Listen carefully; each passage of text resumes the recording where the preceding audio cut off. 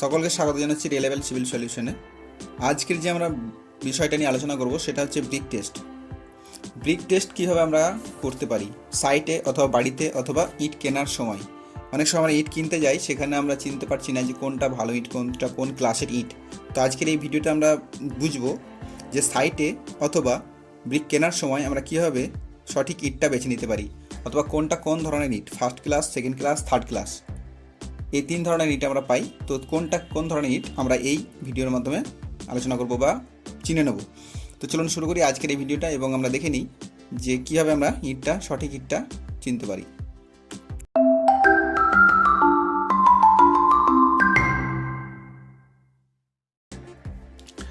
তো শুরুতেই প্রথমে ব্রিকের বিষয় একটু বলে দিই। ব্রিক হয়েছে টোটাল প্রথমত 7 প্রকারের ব্রিক রয়েছে। একটা সানডার্ক ব্রিক, যেটা আবার সূর্যের আলোতে পোড়ানো হয়। একটা হচ্ছে ফ্লাই অ্যাশ ব্রিক, একটা কংক্রিট ব্রিক, একটা engineering brick, eco brick, calcium silicate brick. এই 6 ধরনের ব্রিক বললাম। আরও একটা ব্রিক হচ্ছে বার্ন ক্লে ব্রিক বা পোড়ামাটির ব্রিক বা ইট। পোড়ামাটির ইটকে আরও 3টি ক্লাসে ভাগ করা হয়, ফার্স্ট ক্লাস, সেকেন্ড ক্লাস এবং থার্ড ক্লাস। কনস্ট্রাকশন ফিল্ডে সবথেকে বেশি আমাদের ইউজ হয় এই পোড়ামাটির ব্রিক বা পোড়ামাটির ইট। এই যে first class, second class, third class, আমাদের এইগুলোই চিনে নিতে হবে আমাদের সাইটে বা বাড়িতে বা কনস্ট্রাকশন ফিল্ডে, যে আমরা কোন ধরনের ইট সাইটে এসছে অথবা কোন ধরনের ইট আমরা কিনছি। যে টেস্ট করব, টেস্টের মাধ্যমে বুঝে নেব যে ইটটা কী ধরনের ইট। আজকের যে আলোচনা করব টেস্টগুলো, সেগুলো কিন্তু একটা ল্যাবরেটরির যে টেস্টগুলো হয় সেটা আলোচনা করব না, জাস্ট ফিল্ডের টেস্টগুলো নিয়ে আলোচনা করব, যাতে আপনি ইটটার সঙ্গে সঙ্গে বুঝতে পারেন যে ইটটার কোয়ালিটি কেমন। প্রথমেই আমরা সাইটে টেস্ট যেটা করব সেটা হচ্ছে সাউন্ডনেস টেস্ট, অর্থাৎ ইটের যে সাউন্ড সেটা দেখে আমরা কীভাবে চিনব যে ইটটা ভালো। প্রথমত দেখুন, এখানে কয়েকটা ইট নিয়ে নিয়েছি। এখানে দুটো ইটকে প্রথমে এভাবে মারতে হবে, মারলে পরে এটা একটা সাউন্ড বেরোবে, মেটালিক সাউন্ড, অর্থাৎ একটা টনটনের সাউন্ড বেরোবে। যে টনটনের সাউন্ড আসে তাহলে জানতে হবে ইটটা ভালো কোয়ালিটির ইট।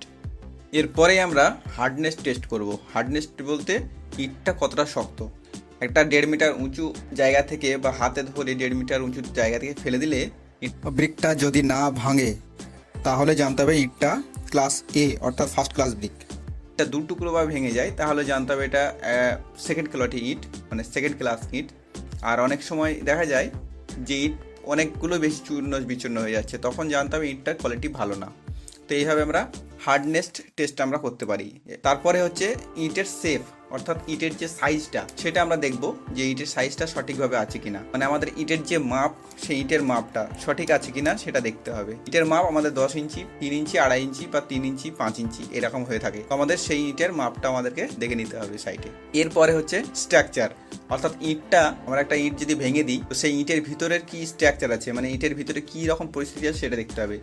যদি এই যে দেখতে পাচ্ছেন, যদি ইটের মধ্যে যদি এই দানা দানা বা গর্ত গর্ত থাকে বা কাঁকর বালি থাকে, মোটা মোটা কাঁকড় থাকে, এছাড়াও ইট ভাঙার পরে যদি ইটের ভিতরে বা ইটের যখন ভাঙা হয় তার ভিতরে যদি বড় বড় হোল থাকে বা গর্ত থাকে, তাহলে কিন্তু সেই ইটটা ভালো বলে চলবে না। কারণ হচ্ছে সেই ইটটা যখন ইটের মধ্যে গর্ত থাকবে বা কাঁকড় থাকবে সেই ইটটা কিন্তু ভালো নয়। এরপরে আমরা টেস্ট করব ওয়াটার অ্যাবজর্পশন টেস্ট, অর্থাৎ জল শোষণ করার ক্ষমতা।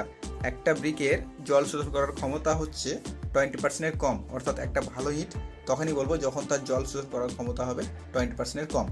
এবার এটা আমরা কীভাবে হিসাব করব বা কীভাবে টেস্ট করব, প্রসেসটা হচ্ছে প্রথমে 2 থেকে 3টে ইটকে আমরা শুকিয়ে ওজন করে নেব। ওজন করাটা ধরে নিলাম সেটা ওজন হলো W1। তারপরে 24 ঘন্টার জন্য জলের মধ্যে সেটাকে রেখে দেবো। 24 ঘন্টার পরে সেই ব্রিককে তুলে আবার ওজন করবো, সেটা মেনে নিলাম W2 বা W দিয়ে মেনশন করছি, W দিয়ে। তাহলে W1 মানে প্রথমের যে ওজন হয়েছিল সেটা এবং W মানে যে এখন বর্তমানে যে ওজন হলো সেটা মাইনাস করে সেটাকে ভাগ করব বর্তমান ওজনের সাথে, অর্থাৎ W দিয়ে। তারপরে তার সাথে গুণ করব 100, অর্থাৎ পার্সেন্টেজ। তাহলে আমরা পেয়ে যাব সেটা কতটা পার্সেন্টেজ জল নিচ্ছে। যদি সেটা 20%-এর কম হয় তাহলে ব্রিকটা অবশ্যই ফার্স্ট কোয়ালিটি ব্রিক বলে মেনে নেব। এরপরে আমরা আসবো কালারের দিকে। ব্রিকের কালারটা কিন্তু অবশ্যই দেখতে হবে। ব্রিকের কালারটা কেমন হবে সেটা আপনারা দেখতেই পাচ্ছেন ছবিতে, যে এরকম একটা কালার হবে, যেটা একটা ঠিক বাদামি কালারের বলতে পারি যে কালারটা হয়, একটা গেরুয়া ঠিক নয়, বাদামি কালারের। এরপরে আমরা যেটা আরও একটা দেখব সেটা হচ্ছে নোনার, যে ইটের মধ্যে নোনা লাগছে কিনা। কিছু ইট আমরা রেখে দেবো 72 ঘন্টার জন্য জলের মধ্যে, তারপরে তুলবো। তো তাহলে জলের মধ্যে রাখলে কিছুক্ষণের মধ্যে বোঝা যাবে তো তার মধ্যে কোনো জল বা নোনা লেগেছে কিনা। কিছুক্ষণ সেটা জলের মধ্যে রাখার পর সেটা আবার তুলে রেখে দেবো। রেখে দেওয়ার পরে কিছুক্ষণের মধ্যে দেখা যাবে তার মধ্যে সাদা সাদা দানা বা সাদা সাদা রঙের মধ্যে কিছু আসছে কিনা। যদি এসে থাকে তো সেটা জানতে হবে নোনা আছে, অর্থাৎ সালফেট মধ্যে আছে। তাহলে সেই ইটটা কিন্তু আমরা ইউজ করবো না। তো আমরা এইভাবে আমরা ইটের টেস্টগুলো করতে পারি সাইটে। তো চেষ্টা করলাম আপনাদেরকে বোঝানোর জন্য বা বোঝাতে পেরেছি আশা করছি। যদি ভালো লেগে থাকে ভিডিওটা তো শেয়ার করবেন এবং চ্যানেলটিকে সাবস্ক্রাইব করবেন। তো আজকে এই পর্যন্ত, দেখা হচ্ছে নেক্সট ভিডিওতে।